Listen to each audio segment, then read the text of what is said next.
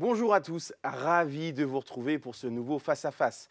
Mon invité du jour est un artiste de dessin, l'un des fils spirituels de Jacques Martin qui gravite dans la célèbre galaxie Casterman. Olivier Van Berg, bonjour. Bonjour. Comment allez-vous tout d'abord? Très bien, très bien. Merci. Merci en tout cas d'être sur ce plateau. Alors qui se cache derrière les traits d'Olivier Van Berg? On va le savoir tout de suite, c'est l'heure du parcours. Alors Olivier Van Berg, vous êtes né en 1969, année érotique, Oui.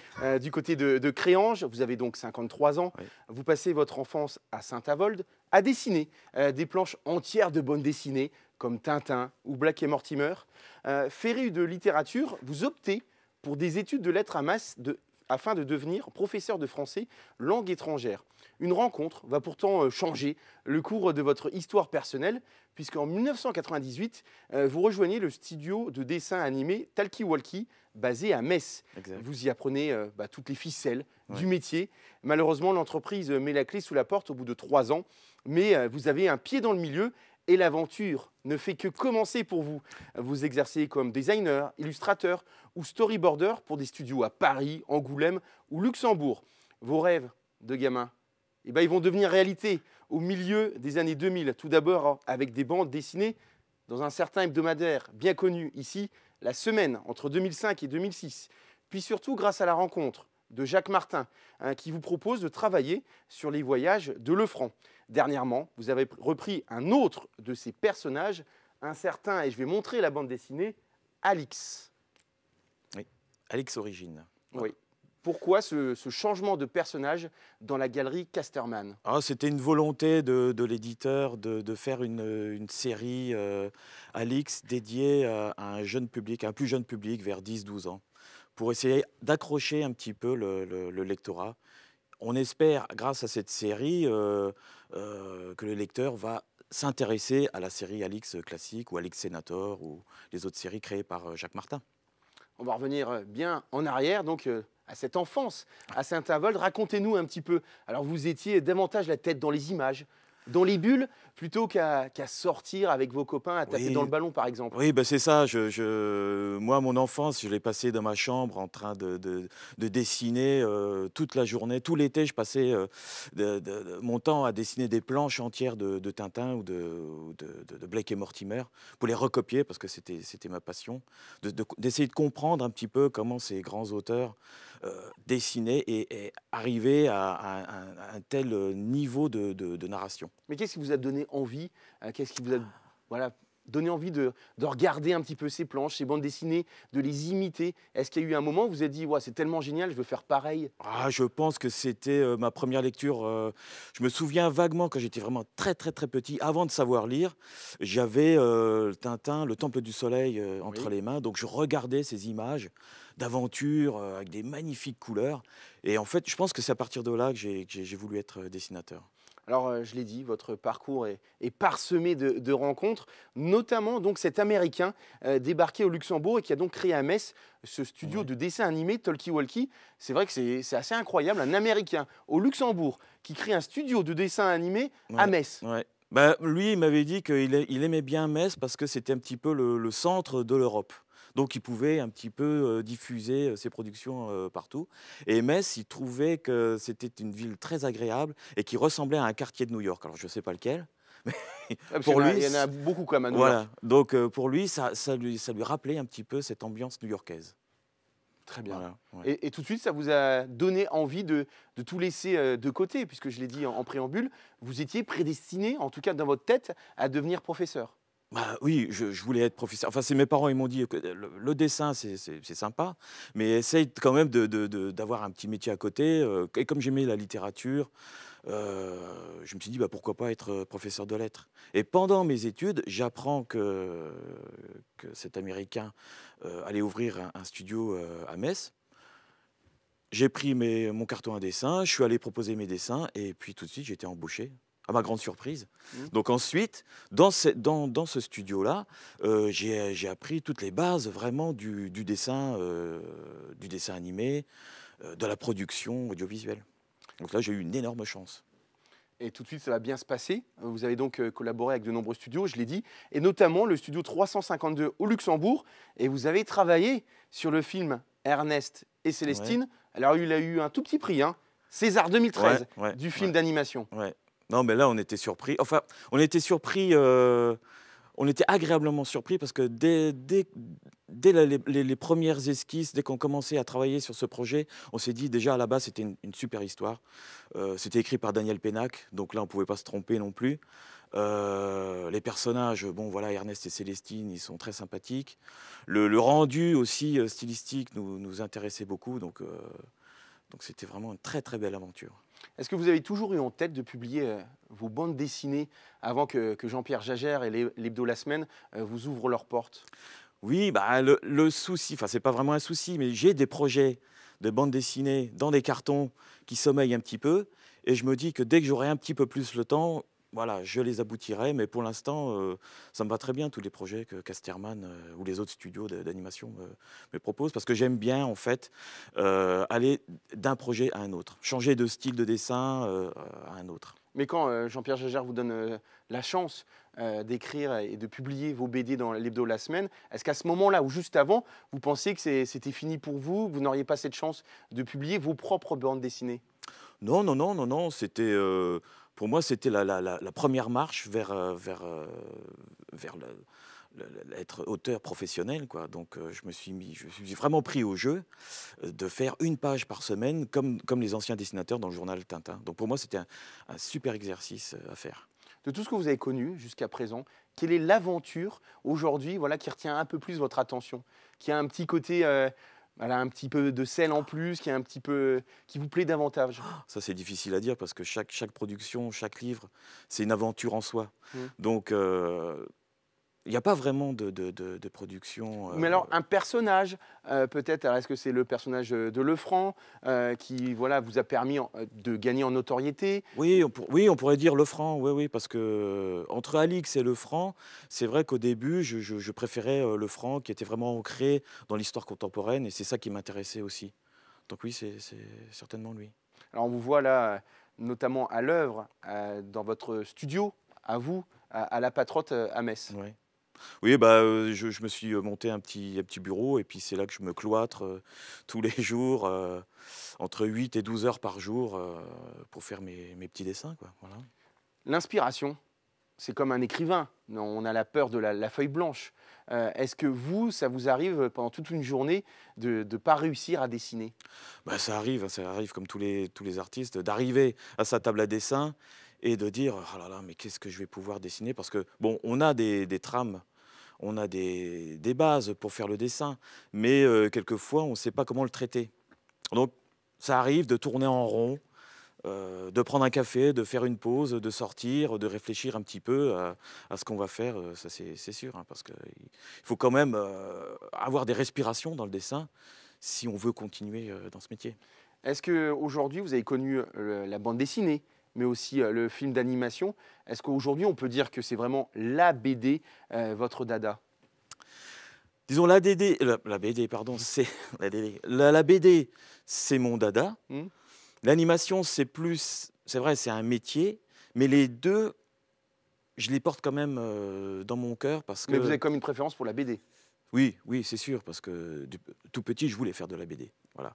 Et le dessin animé, c'était un axe pour venir, dans le métier de la BD. Mais malgré tout, j'ai quand même découvert un métier, d'animation qui est extraordinaire. Vous avez également entretenu longtemps une correspondance avec le Belge Bob Demour, Ouais, ah oui. très connu, puisqu'il a longtemps été collaborateur avec Hergé. Oui, alors, c'était le décoriste, d'Hergé. C'est lui, par exemple, il a commencé au studio Hergé à l'époque de, Objectif Lune, On a marché sur la lune, donc c'est lui qui a fait tous les décors, de la lune, donc ça, c'était vraiment, incroyable comme travail. Oui, oui, donc de 85 jusqu'à sa disparition, je lui écrivais, je suis allé chez lui, il m'a encouragé à faire ce métier, donc et moi, quand je me rappelle, d'être allé chez lui avec mes dessins, quelquefois je me dis: mais qu'est-ce qui m'a pris de montrer des dessins, aussi peu engageants, je veux dire?» Mhm. Et il était, mais alors, très gentil en disant: «Oui, c'est pas mal, c'est pas mal.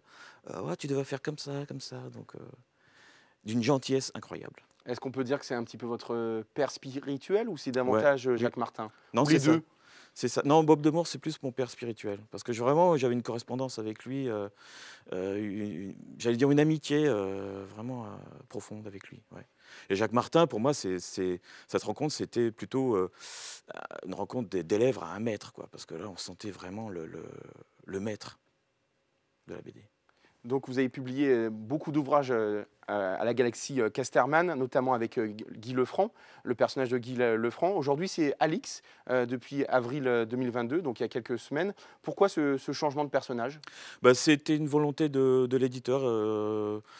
L'éditeur m'a demandé de faire un test sur la série Alix Origins, parce qu'il y avait déjà 2 albums qui étaient sortis et il voulait que les sorties suivantes soient plus fréquentes. Donc il y avait déjà un dessinateur sur la série, Laurent Libessard, et il voulait créer une seconde équipe pour que tous les ans, il y ait un Alix Origins qui sort. Un peu comme pour Lefranc ou Alix, il y a deux équipes maintenant. Forcément, c'est totalement différent de personnages, pas aux antipodes, mais il a peut-être fallu réapprendre à dessiner, Ah d'une bah, autre façon en tout cas. ah oui, oui, parce que le style, il est beaucoup plus, j'allais dire plus simple, peut-être plus adapté pour un jeune public. Donc c'est pas tout à fait mon style, mais comme je viens du dessin animé, donc j'adore changer de style, donc pour moi c'était un challenge. Et donc je me suis pris au jeu et franchement je trouve ça assez intéressant à faire. Et d'ailleurs, le tome 4, je suis en train d'écrire le tome 4 en ce moment. Le personnage de Guy Lefranc, il est mis de côté ou on pourrait retrouver des épisodes, des albums un peu plus tard? Alors, je sais que voilà, dans les reportages de Lefranc, il y a un reportage qui doit sortir sur le thème de Dunkerque, Dunkerque 1940. Mais là, pour l'instant, on est au balbutiement. Les historiens sont en train d'écrire les textes, on est en train de faire des recherches. Donc là, on ne sait pas du tout quand est-ce que l'album va sortir. Vous avez sorti six albums sur les reportages de Guy Lefranc.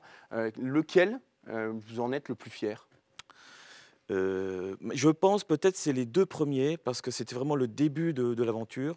Le premier c'était le mur de l'Atlantique Dans l'Atlantique. et là je l'ai travaillé encore, du vivant de Jacques Martin. Donc il m'a donné des conseils, des directives, donc c'était un souvenir assez particulier pour moi. Et le deuxième, pourquoi? Et le deuxième parce que, bah, c'était la continuité, je suis allé en Normandie pour faire, ces 2 albums et donc j'ai visité tous les musées, toutes les plages du débarquement.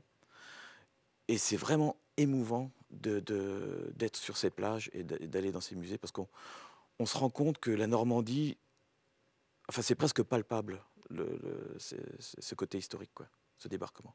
C'est vraiment impressionnant. Au niveau de la source d'inspiration, là vous en parlez un petit peu, il faut justement pour tous ces monuments, vous aimez vraiment être sur place pour bien comprendre tous ces monuments, ces choses-là. Oui, c'est Jacques Martin, il m'avait conseillé d'aller, tant que possible, d'aller sur les lieux mêmes pour s'exprimer et s'inspirer des choses, quoi. Ouais, ouais. Donc ça, c'est vraiment important. Bon, sauf pour l'album de la guerre du Pacifique, donc qui se passe dans le Pacifique. Bon, il y avait des musées que je voulais bien visiter à Hawaï, mais l'éditeur a refusé de me payer le billet d'avion. Donc ça, c'est un petit peu dommage. Bon, donc j'ai dû faire avec.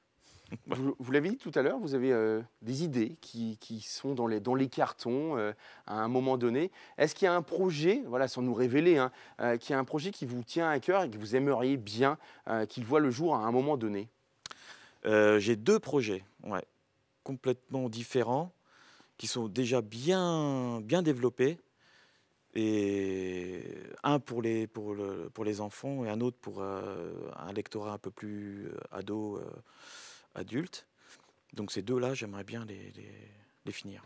Bon, on croise les doigts Ouais, pour vous. merci. On va passer tout de suite à la deuxième partie de cette émission. C'est l'heure du pile ou face. Alors, Olivier Van Berg, je vous proposais des photos dans l'écran qui est devant vous et Oui, il ne faut en choisir qu'une en m'expliquant pourquoi. On va d'accord. commencer tout de suite par les photos BD. Avec d'un côté Ah, Tintin avec Objectif Lune et de l'autre Astérix avec Astérix et le Griffon. oui, bah, forcément, c'est Objectif Lune. Là, il y a pas photo, hein, je veux dire, voilà. Pourquoi? Bah, parce que je suis un grand fan de l'univers d'Hergé.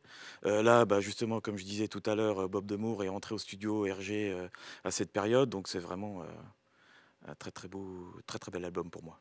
Tintin, pour vous, c'est vraiment l'univers qui vous parle le plus, d'une manière générale?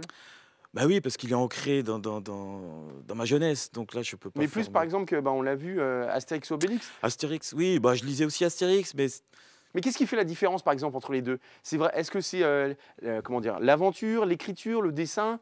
Qu'est-ce que vous aimez le plus entre les 2, par exemple? moi, Tintin, c'était plus l'aventure parce qu'il voyageait vraiment des pays extraordinaires et ça avait ce petit côté réaliste, donc on pouvait quand même s'identifier à ce personnage et au lieu où Tintin allait. Par exemple, quand j'allais, c'est vraiment idiot, mais quand j'allais en montagne, quand j'étais gamin, je pensais que j'étais, au Tibet. Parce que je voyais non mais c'est vrai, je voyais les montagnes, je dis: «Ah bah là, ça ressemble un petit peu, à Tintin au Tibet». Voilà, donc c'est inconsciemment, c'est là-dedans, quoi, c'est ancré. Et l'album de Tintin qui vous plaît le plus?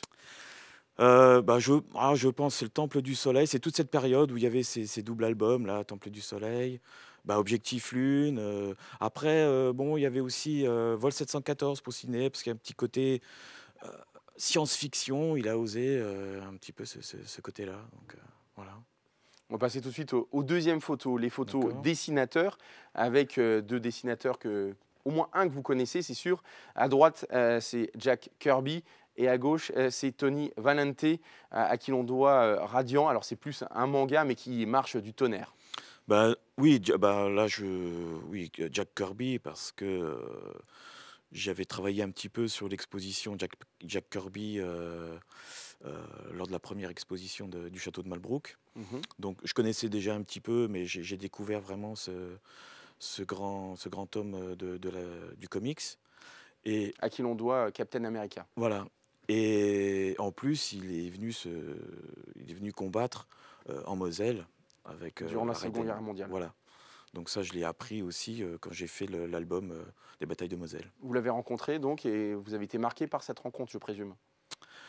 Bah, je ne l'ai pas rencontré, personnellement, mais voilà, c'est une histoire qui m'intéresse, quoi, voilà. La bande dessinée, par rapport au manga, il y a une vraie différence pour vous? C'est pas du tout le même univers? Bah, le manga, c'est une autre narration. C'est de la BD, oui, c'est de la BD, mais c'est une autre narration qui est beaucoup plus rythmée. On ose plus de sujets un peu loufoques, Mmh. ça c'est certain. C'est pour ça que je pense que les jeunes préfèrent le manga parce que ça part dans des délires, mais incroyables. Ça se lit Dessiner vite. pour un manga, ça pourrait vous plaire? Ah oui, oui, oui, j'aimerais bien. Mais après, bon, j'ai discuté avec des lecteurs de manga. Pour eux, le vrai dessinateur de manga, il est japonais. Donc si un Européen fait du manga, c'est pas très, très bien perçu pour eux. Voilà, d'après ce que je sais. Voilà. Et Mais au pourquoi pas essayer, ouais. Ouais. Est-ce que vous avez eu des touches à un moment donné ou vous restez pour le moment, concentré sur l'univers de la bande dessinée? Non, j'ai pas eu de touche. Non, non, non, non. Très Mais bien, on pourquoi va pas. passer tout de suite à la troisième et dernière partie de cette émission, c'est l'actualité. Alors Olivier Van Berg, ce samedi 11 et ce samedi 12 juin, je ne vais rien vous apprendre, le château de Malbrouck deviendra un lieu dédié à la bande dessinée sous le parrainage de l'auteur-dessinateur Nicolas Tabary, connu notamment pour la célèbre bande dessinée Is No Good. Depuis 5 ans, c'est vrai que le château de Malbrouck est un cadre exceptionnel. C'est toute proportion gardée, comparable à Angoulême, mais au niveau mosellan. C'est la 5e édition, comme je le disais, et vous y serez, vous, puisque vous serez en séance de dédicace. Oui, j'y serai comme tous les ans. On m'invite à ce château. Donc je remercie d'ailleurs les organisateurs et puis le département quoi, de m'inviter régulièrement dans ce magnifique château. Qu'est-ce que ça Et représente pour vous? Alors d'une part d'être invité tous les ans, et puis de deux que dans votre région, la Lorraine, et puis plus spécialement la Moselle, eh ben, il y ait ce type de manifestation. mais je trouve que c'est une très très bonne chose que ce château fasse partie maintenant de cette grosse galaxie des festivals de bande dessinée en France et en Europe. C'était un gros travail de Moselle Art Vivant et du département de faire ça parce que c'était pas évident pour le premier festival. Ils ont essuyé un petit peu les plâtres. Donc vraiment, très très bon travail. Et donc cette édition dédiée à Is No Good. Ouais. L'an dernier, c'était Astérix, il y a eu Tintin aussi. Il faut trouver chaque année quand même quelque chose. Mais encore une fois, il y a tellement de choses dans l'univers de la bande dessinée que c'est plutôt facile quand même. Ouais, mais c'est pas évident de faire venir le public pour une exposition. Donc, le château préfère, enfin, essaye de faire des expositions sur des personnes que le grand public connaît. Par exemple, là, cette année, c'est Goscinny. C'est une exposition en partenariat avec le Festival d'Angoulême. Donc là aussi, c'est vraiment un super événement parce qu'ils ont réussi à avoir un partenariat pendant 3 ans avec le Festival d'Angoulême. C'est-à-dire que les expositions qui se déroulent pendant le Festival d'Angoulême montent ensuite au château de Malbrouck. Donc ça, c'est vraiment magnifique, quoi. Et puis vous, à titre personnel, c'est vrai que vous fréquentez souvent ces festivals, notamment pour de nombreuses séances de dédicaces. Oui, bah là, d'autant plus que Avec la sortie d'Alix. voilà, avec la sortie d'Alix, j'ai fait pas mal de dates, donc je vais un petit peu à droite, à gauche, hein, et il y a énormément de festivals maintenant en France, en Belgique, au Luxembourg. Le festival d'Angoulême reste quand même pour vous la référence? Il reste une référence, mais maintenant, il y a d'autres festivals qui commencent à pointer leur nez de cette qualité-là. Par exemple, je pense à Saint-Malo, qui est vraiment aussi très très bien. Voilà. On va évoquer un petit peu le métier de dessinateur, si vous le voulez bien. C'est vrai qu'à l'automne 2019, le rapport Racine a mis le doigt sur la précarité des auteurs de BD. Selon la Ligue des auteurs professionnels, 53% des auteurs de BD vivaient ou vivent avec moins que le SMIC. Est-ce qu'on peut dire que ce métier, pour vous, est précaire? Alors pour moi, personnellement, il n'est pas trop précaire parce que j'ai de la chance d'être sur des grosses séries. Mais c'est vrai que énormément de dessinateurs, quand je discute avec eux, ils sont dans une précarité incroyable. Mais le fait est, parce que en fait, c'est difficile à expliquer, mais un dessinateur, quand il commence un projet, l'éditeur propose une avance sur droit. Ouais. Et donc c'est une enveloppe que le dessinateur touche pour faire cet album. Et certains éditeurs proposent une enveloppe vraiment très fine, quoi. Mhm. Donc ils sont vraiment peu rémunérés. Mais malgré tout, ces auteurs acceptent parce que voilà, ils ont un album. Ils ont l'objet album entre les mains. Donc on touche une corde sensible là. On touche sur j'adore avoir un album entre les mains.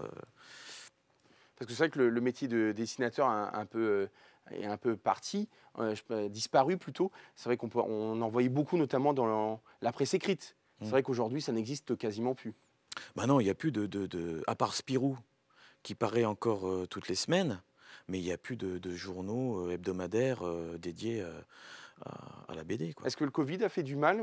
Par exemple, pour vous, est-ce que vous avez été touché par cette période pour beaucoup de disettes pendant 2 ans? Bah, curieusement, non. J'ai eu plus de travail.